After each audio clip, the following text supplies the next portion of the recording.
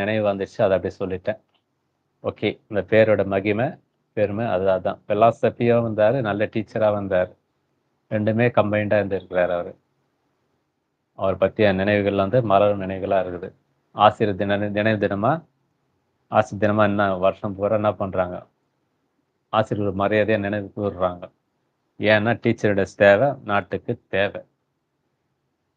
ஒரு நல்ல டீச்சர் தான் என்ன பண்ண நல்ல சமுதாயத்தை உருவாக்க முடியும். நாட்டில் இந்த அளவுக்கு எஜுகேஷன் வந்துக்குது, ஓரளவுக்கு ஏர்னிங் பண்ணுறாங்கன்னா டீச்சருடைய சேவை தான் மெயின் காரணம். நல்லா சொல்லி கொடுத்து நல்லா வாழ்த்து விட்டுனா அந்த தலைமுறை இப்போ நல்லா இருக்குது.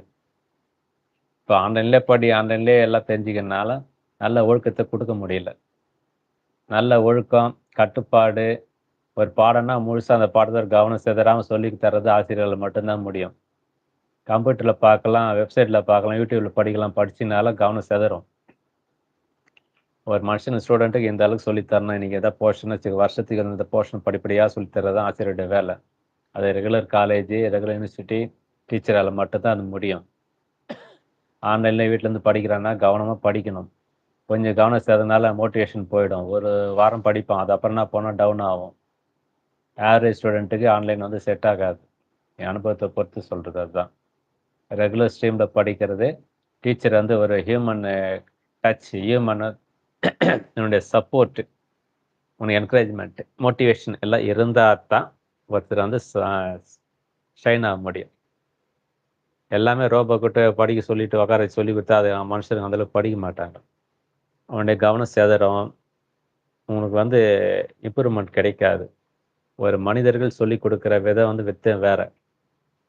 ஒரு ஸ்டேஜ் ஆனால் எல்லா புக்கும் ஒன்றா இருக்கும், ஆனால் மனிதர்களை மறைஞ்சிட்டா சொல்லிக் கொடுக்க ஆள் இல்லைன்னு வச்சு இவரே புக்கு படிச்சிங்கன்னா அந்த அர்த்தம் இதுதான்னு புரியாது. அப்போ அது நல்லது எது கட்ட எதுன்னு சொல்லி புரிய வைக்கிறதுக்கு ஒரு ஆசான் இருக்கணும், டீச்சர் இருக்கணும். ஒரு மோரல் வேல்யூ சொல்லக்கூட இருக்கணும், அறம் தெரியணும்.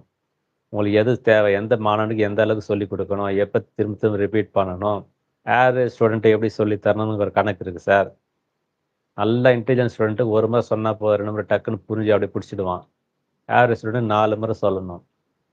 ரொம்ப போர் ஸ்டூடெண்ட்டாக இருந்தால் 10 முறை சொல்லணும். சொல்லி கொடுத்து திரும்ப திரும்ப திரும்ப ரிப்பீட் பண்ண மைண்டில் மெமரிஸ் ஆனாலும் எக்ஸாம் டைமில் மறப்பானுங்க. ரீகால் பண்ணி திரும்ப அந்த டைமுக்குள்ள எது தடுமாறுவாங்க. இந்தமாரி தான் மாணவர்கள் இருக்கிறாங்க.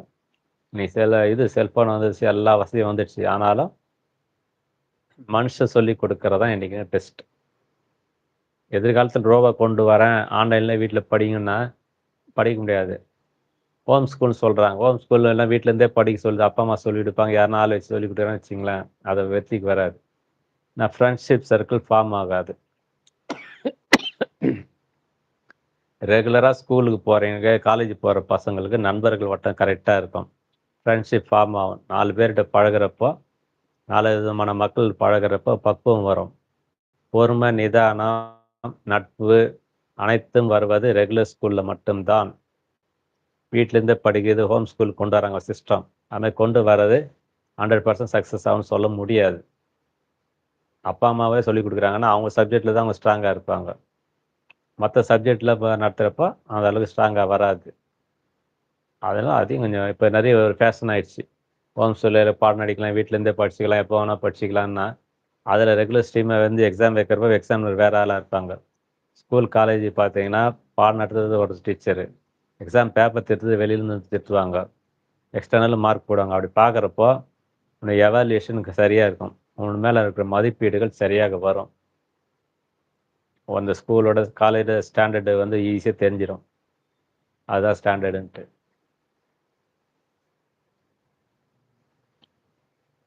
உலக கற்பனை சேனலுக்கு உங்களை வரவேற்கிறேன். வாங்க ப்ரோஸ், கமெண்ட்டை போடுங்க. பிரதர்ஸ் அண்ட் சிஸ்டர்ஸ் வாங்க, கமெண்ட்டை போடுங்க பார்ப்போம்.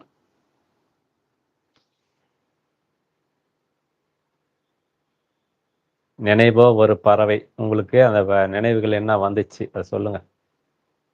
அதில் இருக்க சோகம்